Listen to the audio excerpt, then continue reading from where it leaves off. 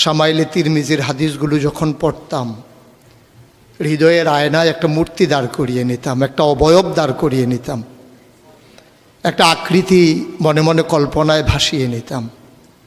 চাইতাম আমিও যদি এমন হতে পারতাম, কিন্তু যা হবার নয়। তিনি ছিলেন মধ্যম আকৃতির সুঠাম দেহের অধিকারী একটি মানুষ। তার চুলগুলো ছিল ঘাড় পর্যন্ত প্রলম্বিত, হালকা হালকা কোঁকড়ানো। তিনি যখন চুলের ভিতরে তৈল দিয়ে আছড়াতেন, মনে হতো মৃদুমন্দ ঢেউ দেখা যায়। তার কপাল ছিল চওড়া, ভ্রুগুলো ছিল জোড়া ভ্রু, ধনুকের মতো বাঁকা। চোখের পাতাগুলো ছিল ফুটন্ত গোলাপের গোলাপি রঙের এক একটি পাপড়ির মতো।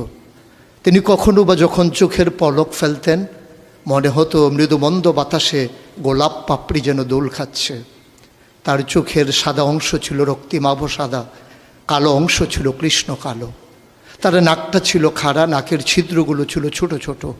নাকের নিচে ছিল সরু চিকন গোঁফ, গোঁফের নিচেই সেই গোলাপি রঙের ঠোঁট।